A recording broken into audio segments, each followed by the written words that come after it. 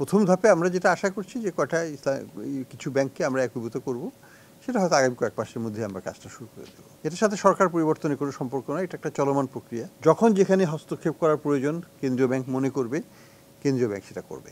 দুর্বল ব্যাংক একীভূত করতে সম্প্রতি বাংলাদেশ ব্যাংকের গভর্নরের এমন বক্তব্যের পর আবারও সামনে আসে এবার একসঙ্গে মিলছে কোন ব্যাংকগুলো। পাঁচটা ব্যাংকটা একত্রীভূত করতে গিয়ে আমাদের এক্সিম ব্যাংকটাকে কিভাবে কেন এখানে ঢুকাচ্ছেন উনি, এটা আমার কাছে বোধগম্য না। কেন্দ্রীয় ব্যাংকের তথ্য এবার একীভূত হচ্ছে এক্সিম গ্লোবাল ইউনিয়ন, ফার্স্ট সিকিউরিটি ও সোশ্যাল ইসলামী ব্যাংক। ব্যাংকগুলোর বর্তমান কার্যক্রমে দেখা যাচ্ছে আমদানি রপ্তানি বাণিজ্যের সঙ্গে প্রবাসী আয় দেশে আনার ক্ষেত্রে অন্য 4 ব্যাংকের চেয়ে বেশ এগিয়ে এক্সিম ব্যাংক।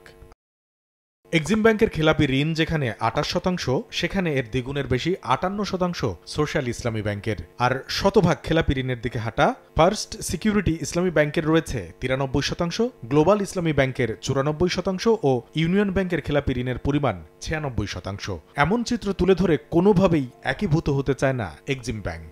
কোন গ্রাউন্ডে, কোন বেসিসে, কোন মানদণ্ডে আমাদেরকে ওদের সাথে একত্রীভূত করবে, সেটাই আমাদের বোঝা খুব দুঃসহ হয়ে গেছে। আমরা বুঝতেই পারতেছি না কোন গ্রাউন্ডে। আমাদেরকে যদি বলতো এই গ্রাউন্ডে তোমাকে এইভাবে করা হবে, তাহলে আমরা সেটাকে তলিয়ে দেখতাম যে আসলে ওই গ্রাউন্ডটাকে আমার পারফেক্ট কিনা।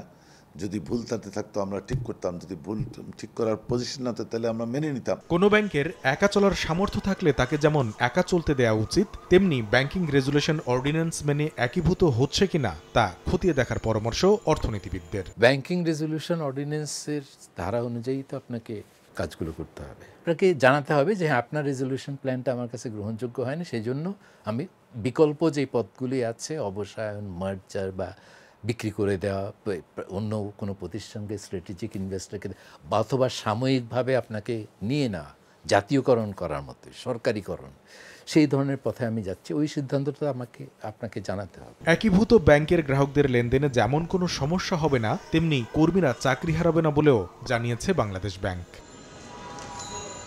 কামরুল হাসান সবুজ, সময় সংবাদ, ঢাকা।